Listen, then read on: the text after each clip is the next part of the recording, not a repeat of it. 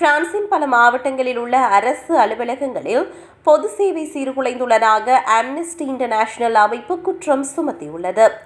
நிர்வாக ரீதியான குளறுபடிகளால் தகுதியுள்ள ஆயிரக்கணக்கான வெளிநாட்டினர் முறையான ஆவணங்களின்றி சட்டவிரோத நிலைக்கு தள்ளப்படும் அபாயம் ஏற்பட்டுள்ளதாக அந்த அமைப்பு எச்சரித்துள்ளது. குடியிருப்பு அனுமதி பெறுவதிலும் புதுப்பிப்பதிலும் நிலவும் கடும் சிரமங்கள் காரணமாக நிமிஸ் நகரில் உள்ள ஆம்னஸ்டி இன்டர்நேஷனல் பிரிவு காட் மாவட்ட அதிகாரிகளை நேரடியாக சந்தித்து பேச கோரிக்கை விடுத்துள்ளது. முழுமையான ஆவணங்களை சமர்ப்பித்த பிறகும் நிர்வாக தாமதங்களால் விண்ணப்பதாரர்கள் கடும் இன்னலுக்கு ஆளாவதாக அவர்கள் கூறுகின்றனர்.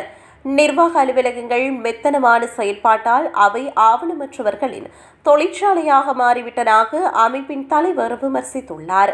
முன்னறிவிப்பின்றி ஏற்படும் தாமதங்கள், ஆன்லைன் மூலம் சந்திப்பு நடைபெறுவதில் உள்ள நீண்ட சிக்கல்கள் மற்றும் நீண்டகால காத்திருப்பு காலம் போன்றவை விண்ணப்பதாரர்களுக்கு பெரும் சுமையாக மாறியுள்ளன. இந்த நிர்வாக சீர்கேடுகளால் பலர் வேலை இழக்கும் சூழலுக்கு தள்ளப்படுகின்றனர்.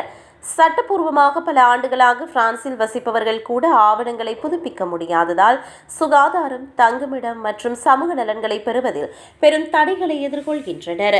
நிர்வாகத்தின் மெத்தனம் மக்களை தானாகவே ஆவணமற்றவர்களாக மாற்றுகிறது.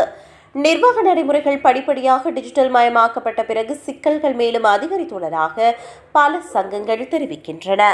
ஆன்லைன் தளங்களின் பற்றாக்குறை, சந்திப்புகள் கிடைக்காத நிலையில் மற்றும் மாதக்கணக்கில் விண்ணப்பங்களுக்கு பதில் கிடைக்காதது போன்ற காரணங்களால் மாணவர்கள், தொழிலாளர்கள் மற்றும் குடும்பங்கள் கடுமையாக பாதிக்கப்பட்டுள்ளனர்.